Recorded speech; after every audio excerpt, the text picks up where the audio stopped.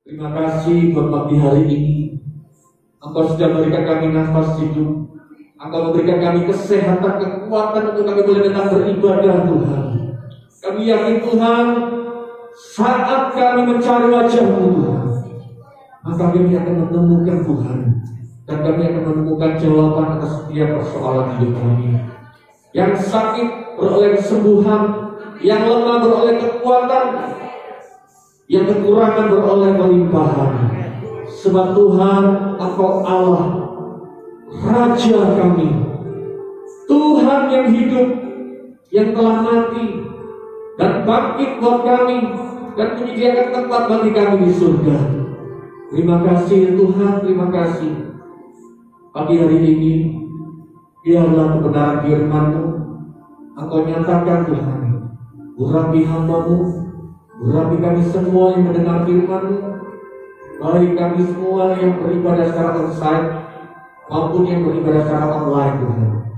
Biarlah Roh Kudus Engkau mengurapi kami, menjamah kami. Terima kasih ya Tuhan. Hanya di dalam nama Yesus Kristus kami sudah berdoa dan kami bersyukur. Mari yang percaya bahwa Tuhan ada di tengah-tengah kita, bersama-sama katakan amin. Silakan duduk Bapak Ibu Saudara yang kasih Tuhan. Shalom. Apa kabarnya hari ini? Sangat luar biasa. Kalau hari ini Bapak Ibu ada di tempat ini, datang beribadah karena kemurahan Tuhan. Amin.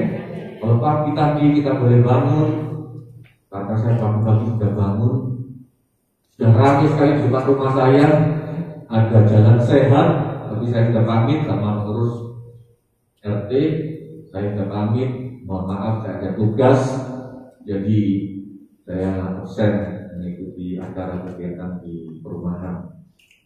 Ya, saya untuk sekian tahun berapa ya Pak Gembala di tempat ini, sudah lama sekali sejak pandemi. Ya, kemudian kita beribadah secara online. Ya, tapi puji Tuhan hari ini Bapak Ibu kembali bisa beribadah secara leluasa, sekalipun dalam keterbatasan protokol kesehatan. Mari bersama-sama kita langsung membuka Alkitab kita. Kita langsung melihat di Roma pasal yang ke-6. Roma pasal yang ke-6 ayat yang ke-18 sampai ayat yang ke-23.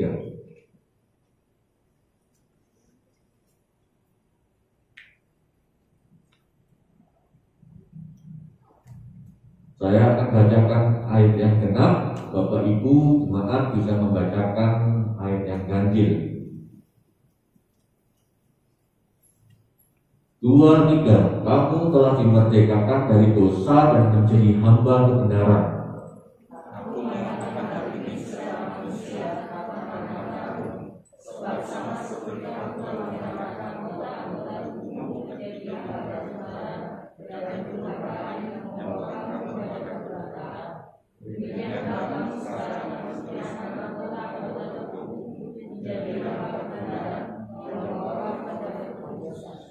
Sebab waktu kamu hamba dosa, kamu bebas dari kebenaran. 21.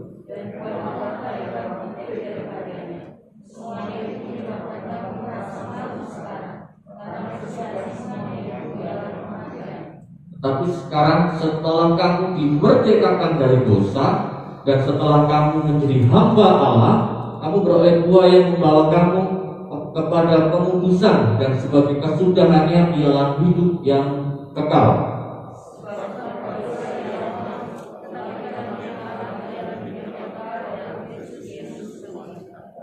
Amin. Ya, ini masih bau-bau kemerdekaan. Jadi kita boleh merayakan kemerdekaan yang ke-77 tahun. Ya. Jadi Bapak Ibu Saudara dikasih Tuhan, jemaat GKI, jemaat Kana, saat ini ada dua kita diperhadapkan. Ada satu, yaitu dikatakan dua macam perhambaan. Ada saat dahulu kita menjadi hamba dosa. Tetapi setelah kita ditebus, kita mengenal Kristus, kita bertobat, kita hidup baru, kita meninggalkan cara hidup kita yang lama, kita masuk ke dalam babak baru dalam kehidupan kita. Ada satu part of life bagaimana kita melangkah dari hidup di bawah kutuk dosa, menjadi hamba dosa, kemudian melangkah kepada hamba kebenaran. Jadi saat kita mengerti saat ini, pada waktu kita menjadi bagian kehidupan kita yang menjadi hamba kebenaran, apa yang harus kita lakukan? Dahulu kalau kita menjadi hamba dosa, kita tidak mengenal kebenaran. Kita tidak mengerti apa itu kebenaran dalam hidup kita, apa itu hidup yang kekal, apa itu keselamatan.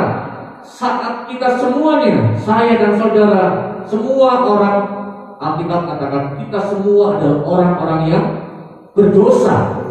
Kita semua adalah orang-orang yang seharusnya ditentukan untuk binasa.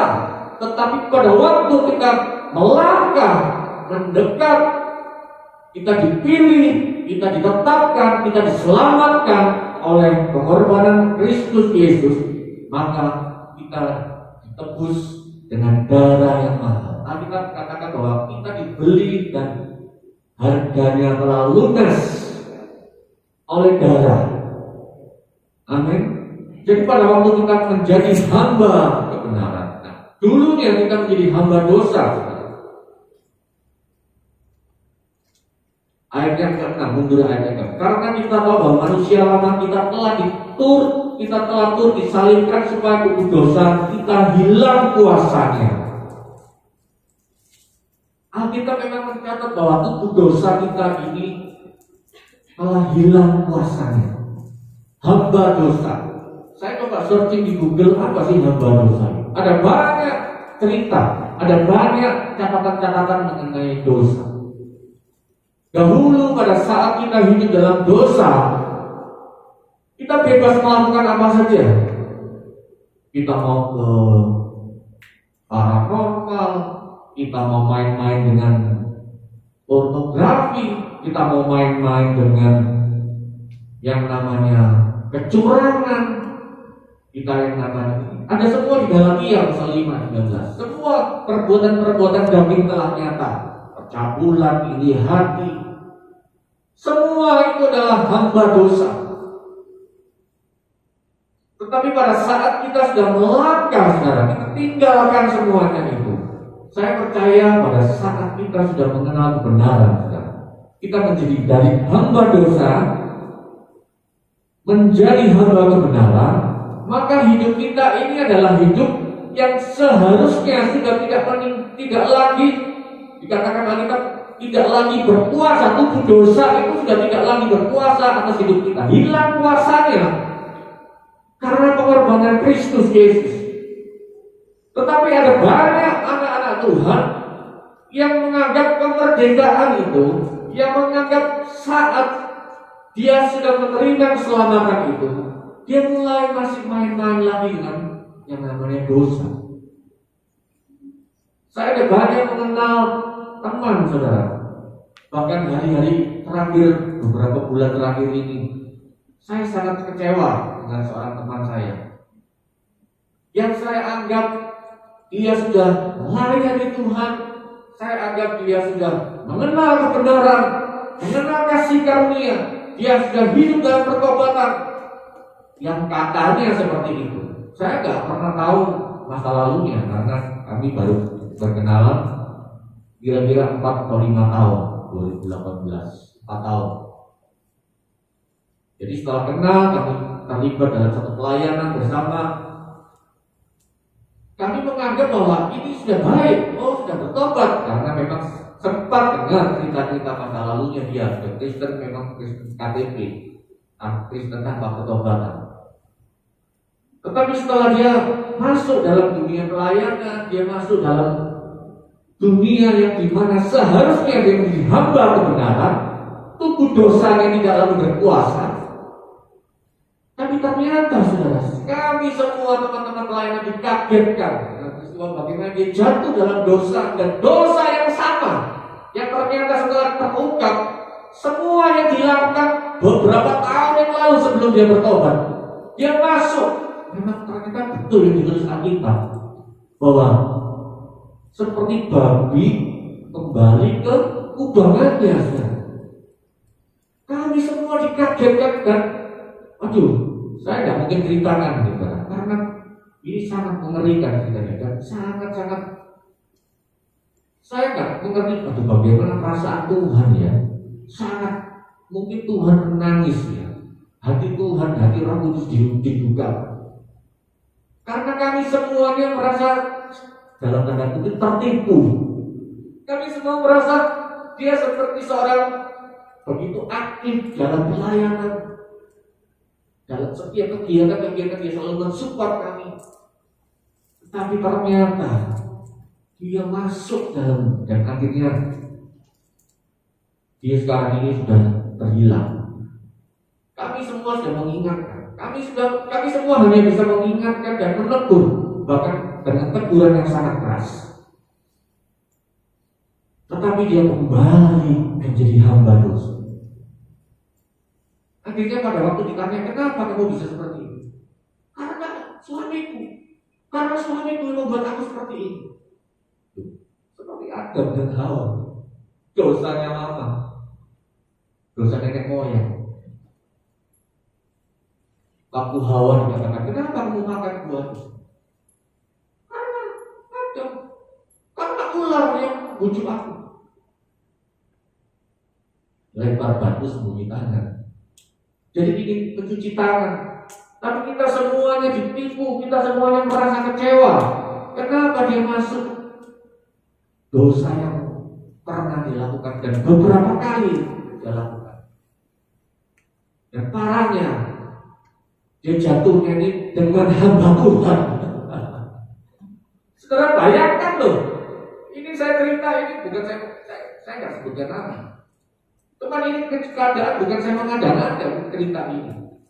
Dan kami semua berusaha bagaimana caranya dia kembali kepada Tuhan. Tapi rupanya dia masih mengeraskan hati dan menganggap bahwa ini bukan dosa. Saudara, bisa jahat iblis itu menipu. Karena Alkitab mengatakan seperti ini. Coba di Yohanes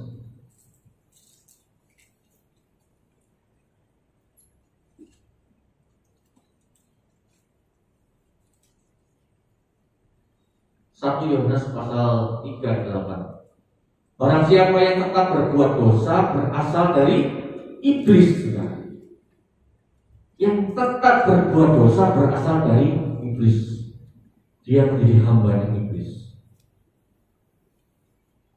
Saudara, Bapak Ibu Saudara yang dikasihi Tuhan, hari ini saya mau sampaikan kebenaran ini mungkin cukup keras bagi kita. Tapi ini yang saya mau sampaikan, bahwa ini yang terjadi. Ada banyak hamba-hamba Tuhan yang berjatuhan. Dia yang seharusnya menjadi hamba kebenaran, menyampaikan suara kebenaran, suara Injil keselamatan. Tetapi ini teman saya jatuhnya ini dosa perselingkuhan dengan hamba Tuhan, gembala sikap, saudara. Saya sampai berdoa, Tuhan, kenapa kok bisa terjadi kayak hal ini? Dan ternyata hamba Tuhan ini juga punya dosa masa lalu yang sama. Saudara, ini saya sampai bilang, Tuhan, kenapa kok bisa seperti ini? Karena ini loh, saudara, barang siapa tetap berbuat dosa, dia berasal dari iblis. Tuhan Yesus pun bicara, saudara, mengenai hal ini.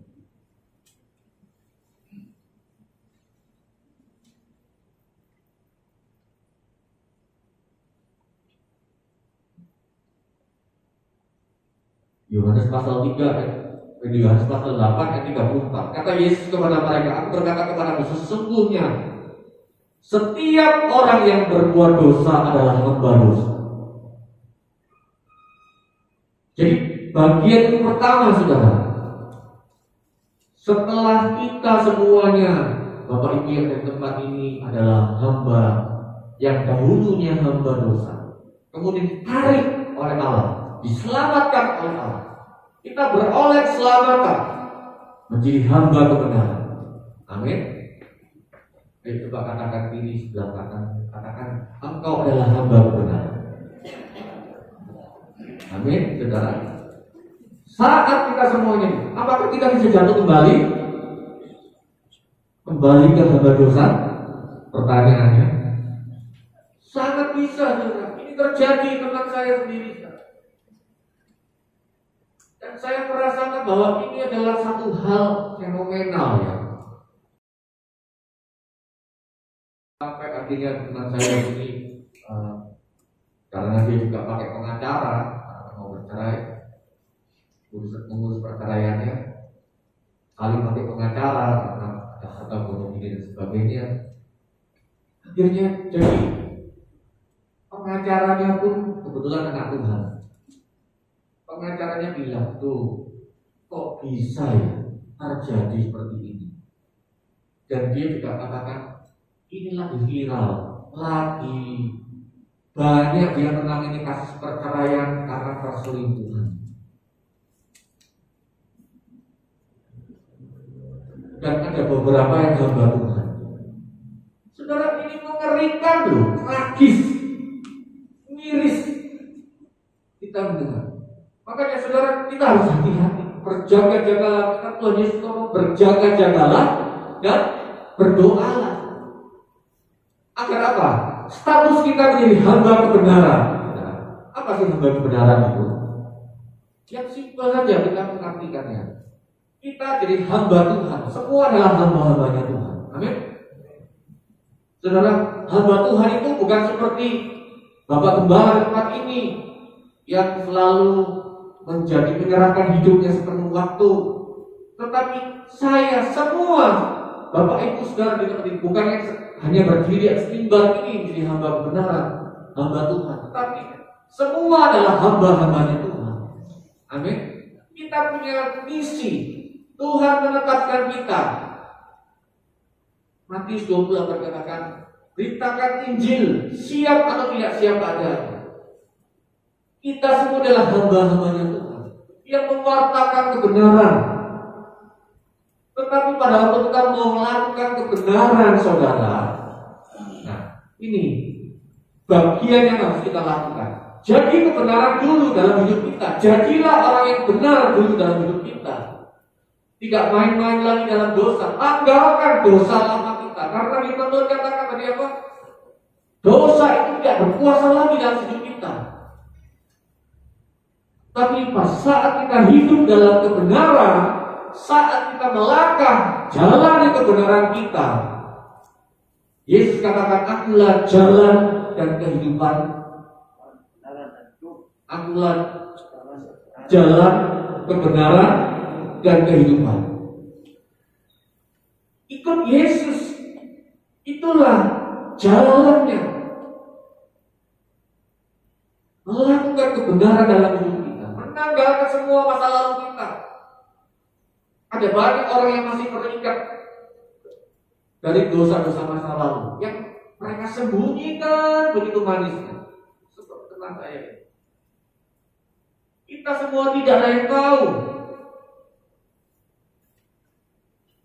Bahkan ada seorang teman saya, teman pelayanannya, beberapa waktu lalu, kami dikagetkan. Ini anaknya gembala, saudara. Ternyata dia hidup LGBT. Dan dia katakan sama bapaknya seorang gembala, dia katakan, aku ini sudah menetapkan diri. Aku mau hidup seperti ini. Apa enggak? Jantung mencopot itu, apa namanya, saudara?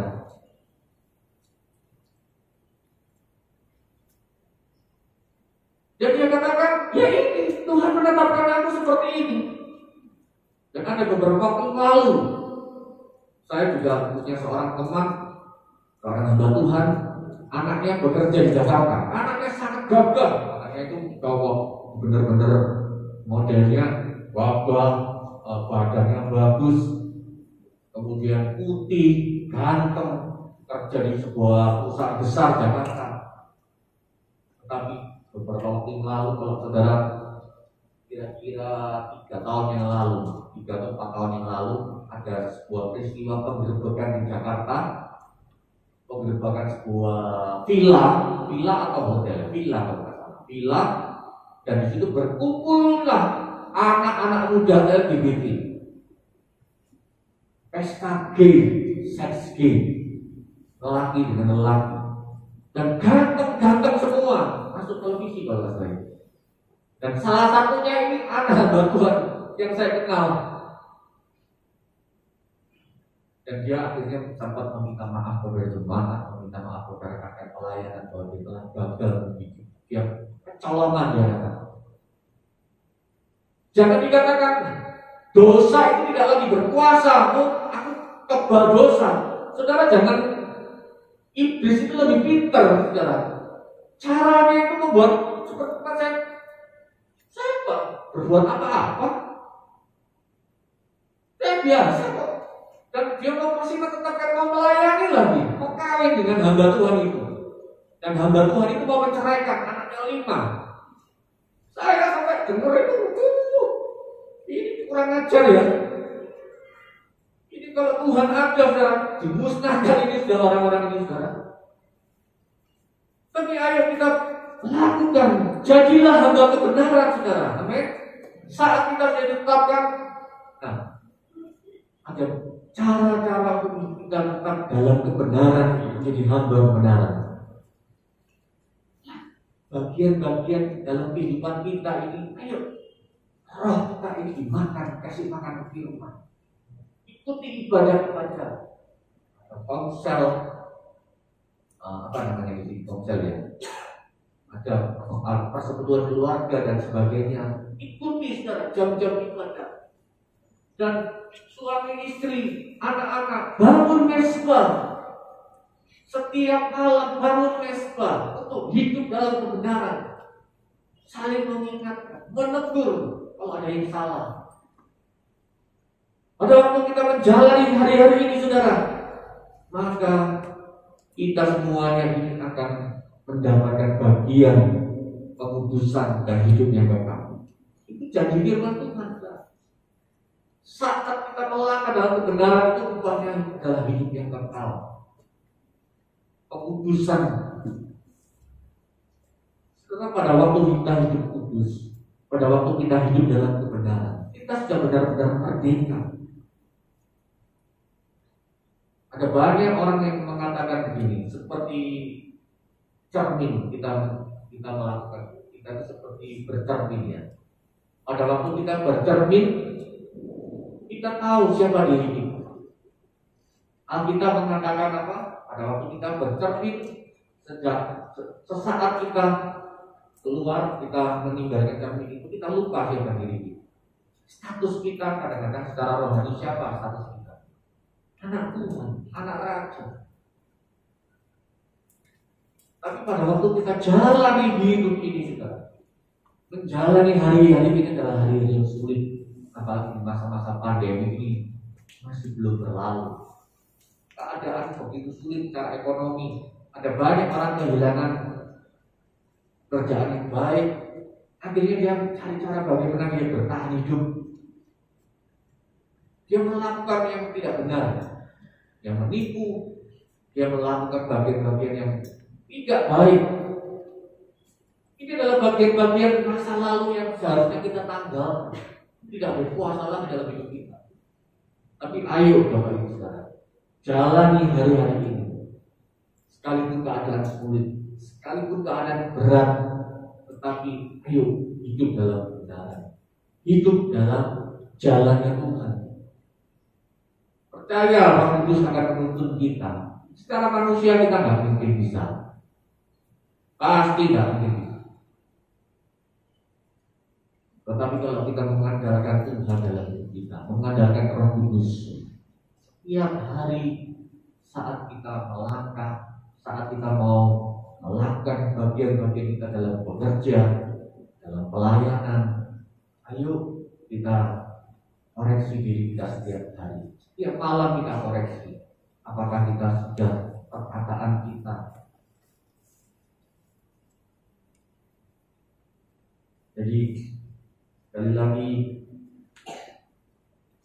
kita menjadi hamba kebenaran.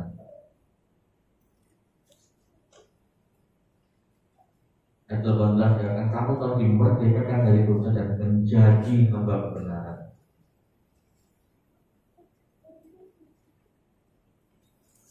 Saat kita melakukan bagian hidup kita, hidup dalam kebenaran, saudara, firman Tuhan inilah kebenaran. Amin. Alkitab itu adalah kebenaran. Baca Alkitab. Di grup kami, di gereja kami ada grup pria, MNC, Mengandalkan Next Community. Kami saling mengingatkan.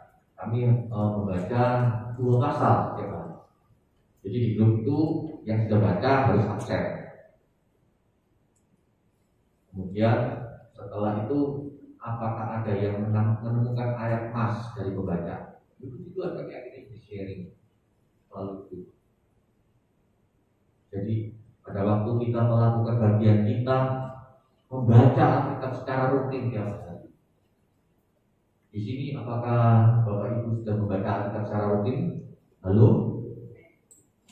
Halo?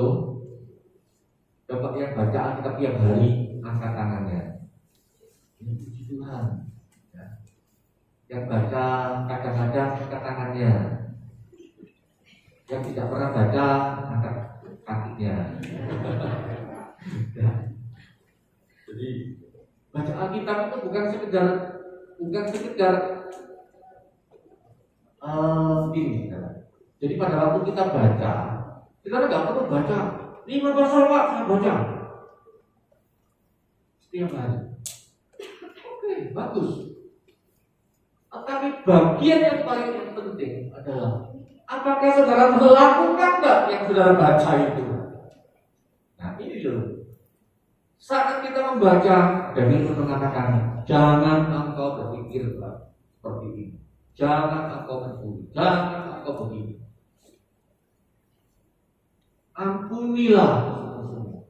Apakah kita sudah mengampuni? Itu tadi. Kita butuh Roh Kudus untuk kita menjadi pelaku firman. Amin.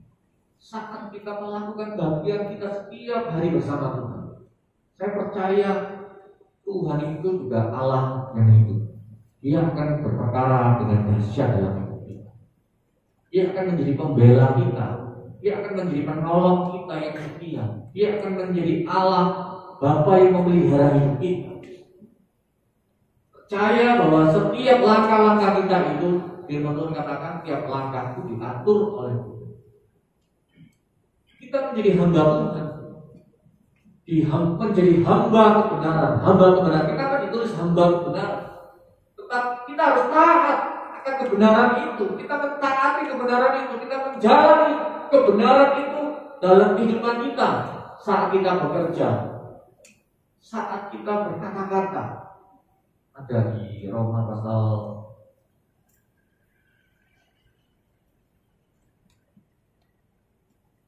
6 kembali ke.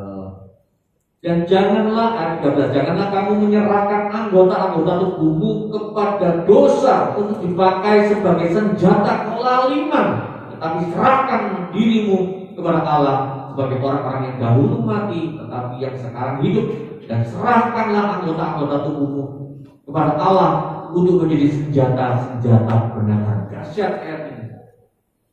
Jadi jangan kita menyerahkan anggota-anggota tubuhmu, mulut kita ngomong kotor atau ngomong kebenaran, telinga kita dengar gosip atau dengar firman, mata kita melihat lirik kanan kiri atau memandang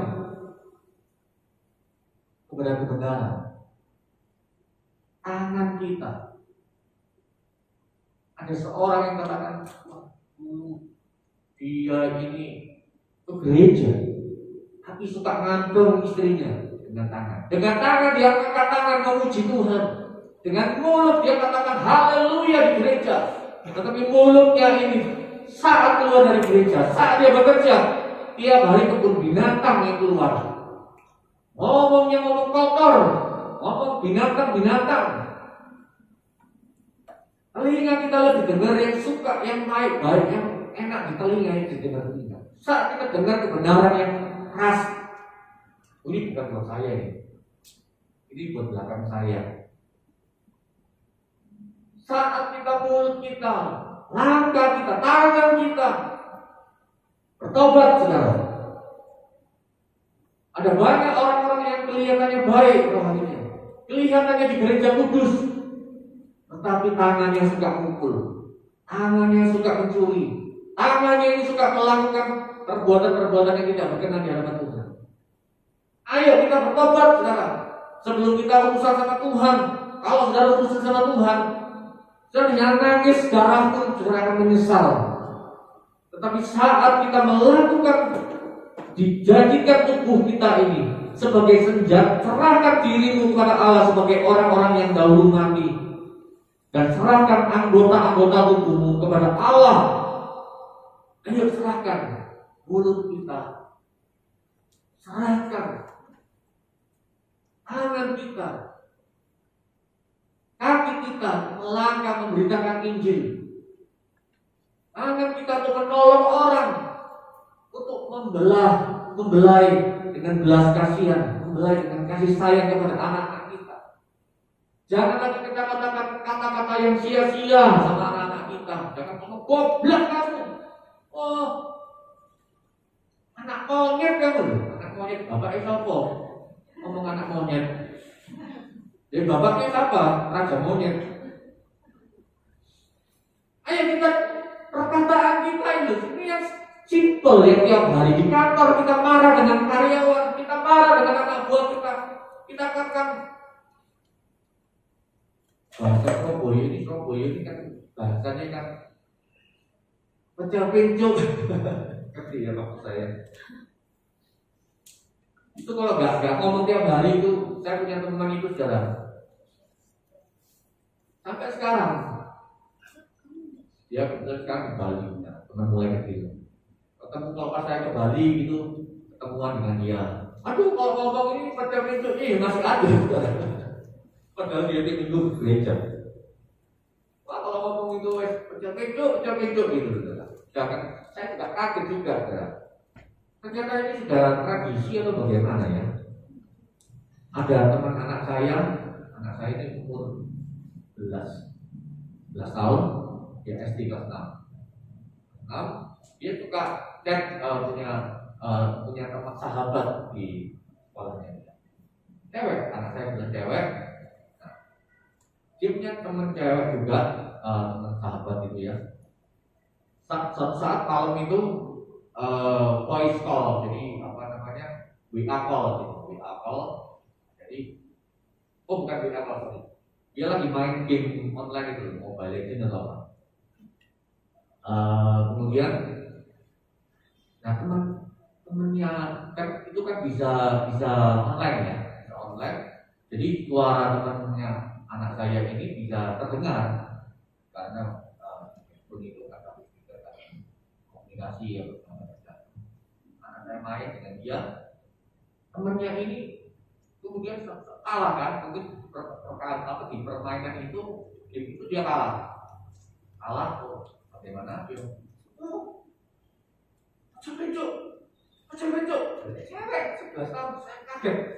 Saya itu lagi nonton TV di belakangnya, kemudian saya perhatikan ngomong apa ya, kemudian saya deketin, saya lihat lagi, saya perhatikan, saya dengerin.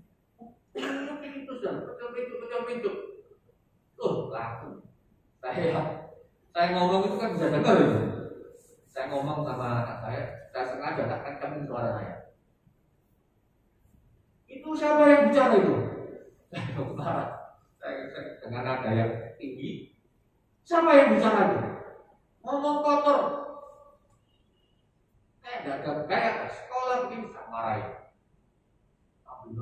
Dia matikan. Mungkin dia takut. Kemudian saya marahin anak saya. Bilang teman-teman, ya, mana kalau kamu papi nggak cinta, mulai kemana ini? Ini dari kecil, dari SD, cewek lagi. Kalau cowok itu mungkin masih ya kadang-kadang mungkin pasti ini ya. Tapi kan sudah kebiasaan dari kecil yang tidak baik.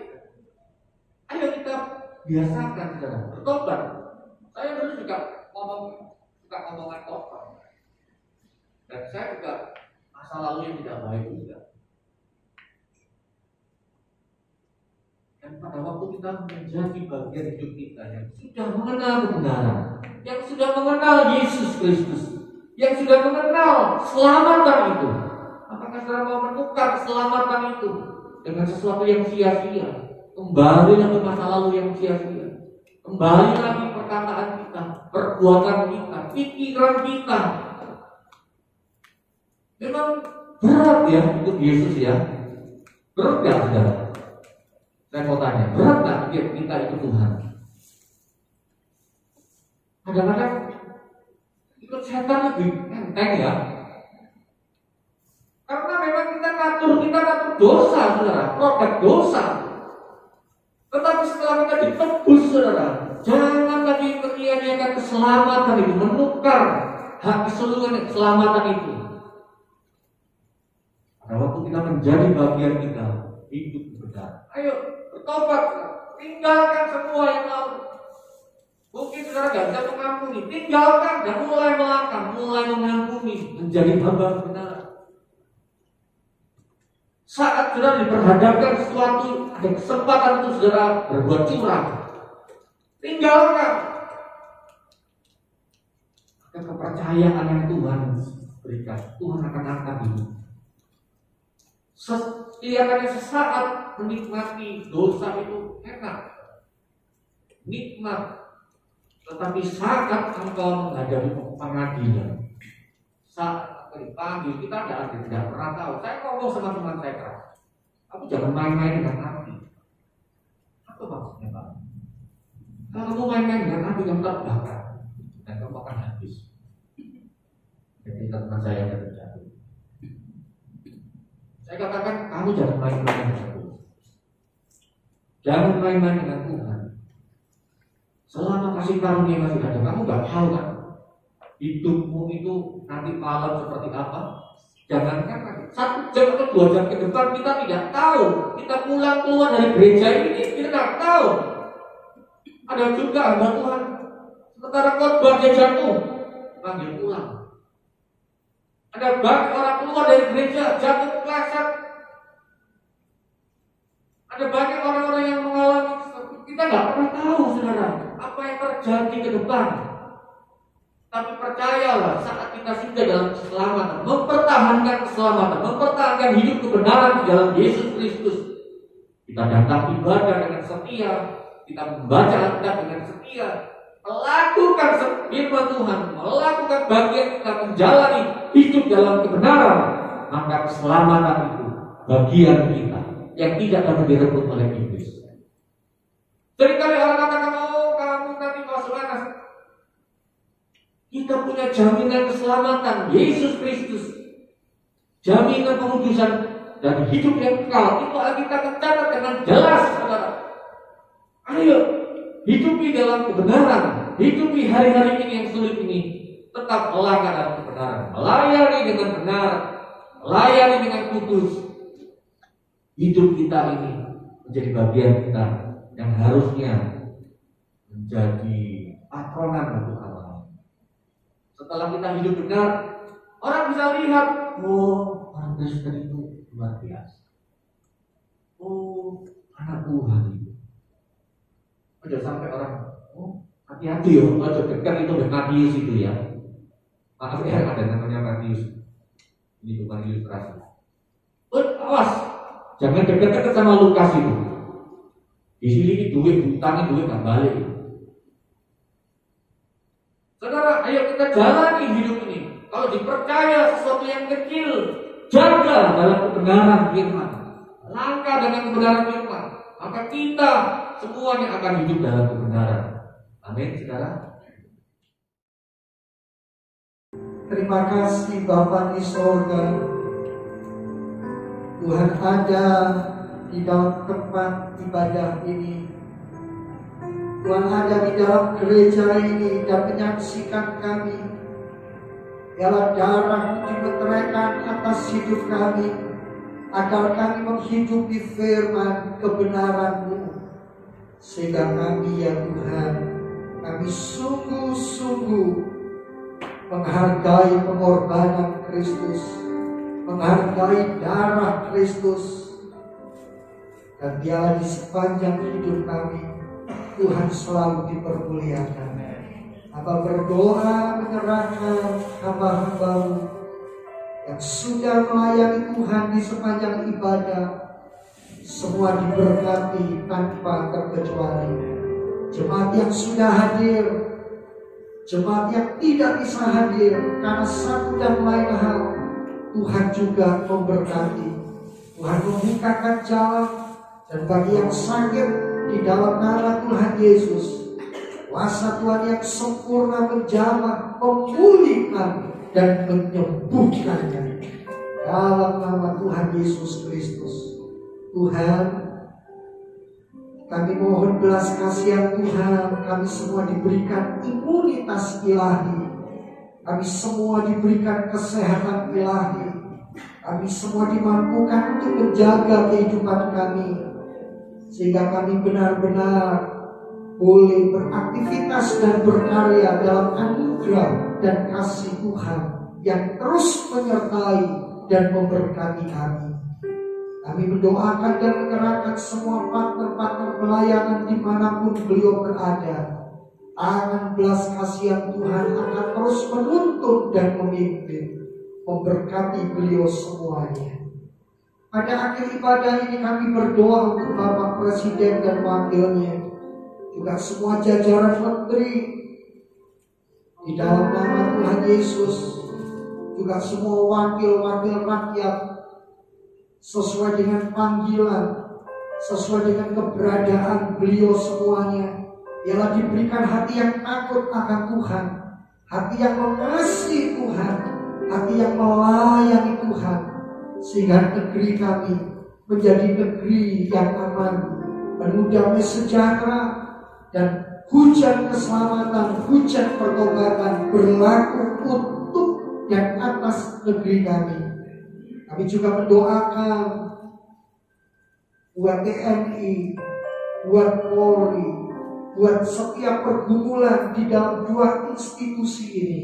Biarlah Tuhan berkarya dengan ajaib, memberikan hikmat dan memimpin, sehingga setiap pergumulan dan persoalan terselesaikan dengan baik, dengan benar. Tuhan dipermuliakan. Bapak, secara khusus kami juga berdoa untuk jemaat, untuk umat-Mu di dalam hal pekerjaan mereka masing-masing. Biarlah kekuatan dan hikmat dari Tuhan menuntun dan menyertai, memberkati setiap karya, setiap perbuatan, setiap yang dikerjakan oleh anak-anak-Mu sesuai bidang panggilan masing-masing, diberkati di dalam nama Tuhan Yesus Kristus.